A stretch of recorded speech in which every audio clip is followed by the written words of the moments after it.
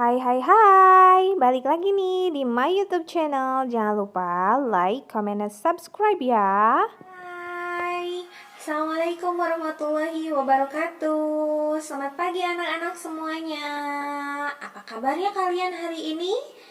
Mudah-mudahan kalian semua tetap diberi kesehatan oleh Allah Subhanahu wa Ta'ala ya. Dan jangan lupa jaga terus kesehatan di rumah. Nah, anak-anak, untuk pagi ini kita akan mulai belajar kembali.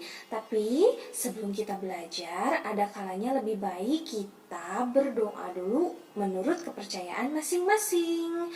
Oke, untuk itu Ibu pimpin dulu doanya ya. Silakan kalian ikuti bersama-sama di rumah.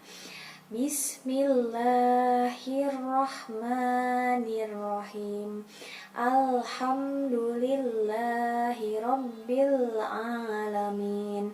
Ar-Rahmanirrahim. Maliki yaumiddin. Iyyaka na'budu wa iyyaka nasta'in. Ihdinas syiratal mustaqim. Syiratal ladzina an'amta 'alaihim ghairil maghdubi 'alaihim waladdallin. Amin. Alhamdulillah, sudah berdoa kita semuanya. Untuk sekarang saatnya kalian coba perhatikan penjelasan yang berikut ini ya. Selamat menyaksikan anak-anak semuanya. Kelas 2B siap. Santun, inovatif, agamis, dan pintar. Selamat menonton. Hari ini kita ada di materi kelas 2, tema 5, subtema 1, pembelajaran 1, pengalamanku.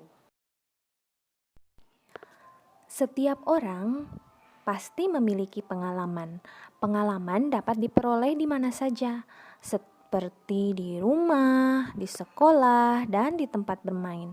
Pengalaman juga dapat diperoleh di tempat wisata anak-anak. Nah, di sini ada 4 gambar contoh berbagai macam pengalaman. Yang pertama, di gambar ada penjelasan pengalaman Beni di rumah bekerja bersama keluarga. Beni dan keluarga bekerja membersihkan kebun bunga. Kemudian ada di gambar kedua. Gambar kedua menjelaskan Beni di sekolah pernah menang lomba.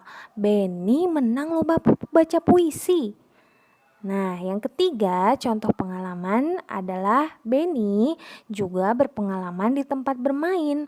Pengalaman bermain galah asin. Galah asin dilakukan di lapangan. Dan menurut gambar yang keempat, Beni juga berpengalaman di tempat wisata. Beni pernah pergi ke Raja Empat. Itulah contoh beberapa mengenai pengalaman seseorang. Di subtema 1 tema 5, pengalamanku di rumah. Beni liburan semester 1-nya telah usai. Saat liburan, Beni asik membantu di rumah. Beni membantu ibu, ayah, dan kakak. Beni membantu ibu memajang jam dinding. Beni juga membantu ayah memperbaiki motor. Dan Beni juga membantu kakak membersihkan kamar. Nah, pernahkah kamu melakukan kegiatan tersebut? Di sini, jam dinding rumah Beni mati. Ibu minta tolong Beni mengganti baterainya. Lalu, tak lama kemudian, jam dinding terjatuh saat dijangkau. Beni otomatis meminta maaf kepada ibunya. Dengan perasaan yang sangat menyesal, Beni mengatakan hal ini kepada ibunya. Maafkan Beni ya Bu, Beni sudah menjatuhkan jam dindingnya. Jam dinding di rumah menjadi rusak. Ibu pun menjawab dengan bijak. Iya nak, tidak apa-apa. Ibu sangat berterima kasih kepada Beni karena kamu sudah menolong ibu. Lain kali hati-hati ya, kamu tidak perlu tergesa-gesa. Dari gambar tersebut menunjukkan Beni bersikap santun anak-anak. Sikap Beni santun kepada ibunya. Nah, ibu harap kalian harus berlatih dari sekarang. Latihlah diri kamu seperti Beni kepada ibunya. Beni menggunakan bahasa yang santun dalam meminta maaf. Paham kan anak-anak? Kalian tahu apa itu santun? Santun di bahasa lain itu sama halnya kalian bersikap sopan. Jadi kalian harus bersikap sopan berbicara kepada siapapun. Khususnya kalau di rumah kalian harus bersikap sopan dan santun terhadap orang tua kalian ataupun orang yang lebih tua di rumah kalian. Pada percakapan tadi, Beni meminta maaf kepada ibunya kan karena melakukan kesalahan. Pernahkah kalian berbuat salah? Nah, apa yang kalian ucapkan jika kalian berbuat salah? Untuk lebih jelasnya lagi, di sini ibu akan menjelaskan apa itu permintaan maaf. Kalimat permintaan maaf biasanya diucapkan apabila kita melakukan kesalahan. Nah, untuk membuat sebuah kalimat permintaan maaf, kalian harus menggunakan kalimat yang sangat santun atau sopan saat mengucapkan kalimat permintaan maaf. Ingat itu ya anak-anak. Setelah kejadian jam dinding tadi, Beni teringat akan tugas dari gurunya. Tugasnya mengukur panjang benda. Benda yang ada di rumah. Beni ingin mengukur panjang jam dinding. Berapakah panjang jam dinding ini? Dan alat apa yang digunakan untuk mengukur jam dinding tersebut? Setelah beberapa saat berpikir, Beni akan mengukur jam dinding tersebut menggunakan penggaris atau mistar. Penggaris atau mistar menggunakan satuan sentimeter atau disingkat cm. Penggaris digunakan untuk mengukur benda, contohnya buku, pensil, penghapus, tempat pensil, daun, panjang jari, meja, kursi, figura foto, dan lain-lain. Tapi karena Beni lupa, Beni pun menanyakan kepada ibunya, "Bu, apakah nama satuan pada penggaris?" Beni lupa nama satuannya. Ibu bilang bahwa satuan ukuran pada penggaris adalah sentimeter. Sentimeter disingkat cm. Beni pun bertanya kembali, "Bagaimana cara menggunakannya, Bu?" Ibu menjawab, cara menggunakannya adalah sebagai berikut. Ukur benda dimulai dari angka 0. Angka 0 pada penggaris harus lurus dengan pangkal benda. Beni pun mengucapkan terima kasih, Bu. Nah, anak-anak, apakah kalian sudah paham bagaimana cara mengukur panjang benda?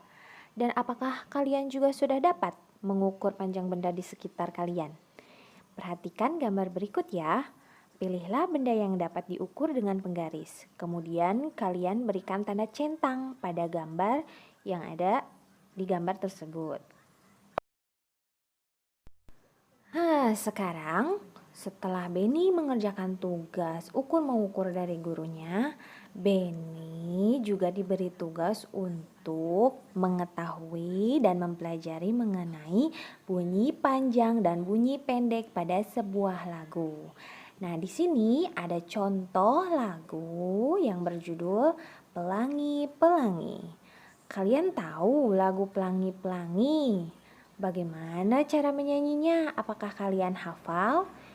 Yuk, kita nyanyi sama-sama ya anak-anak, sambil ibu akan menunjukkan bagian mana atau lirik mana yang harus berbunyi panjang dan bagian mana yang harus berbunyi pendek.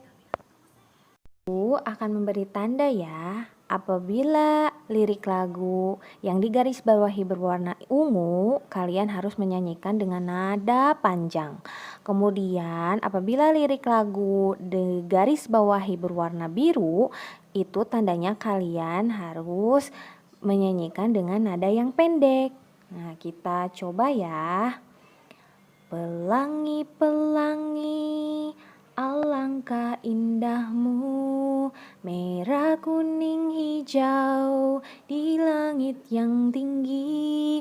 Pelukismu agung, siapa gerangan, pelangi-pelangi, ciptaan Tuhan. Ya, sudah lihat kan mana yang harus berbunyi panjang dan mana yang harus berbunyi pendek? Kalian pintar semua anak-anak. Bagus, Ibu bangga kepada kalian semuanya. Nah, itulah tadi materi untuk hari ini. Untuk pemahamannya, silakan kerjakan latihan di buku tema 5, subtema 1, pembelajaran 1 ya anak-anak. Assalamualaikum warahmatullahi wabarakatuh.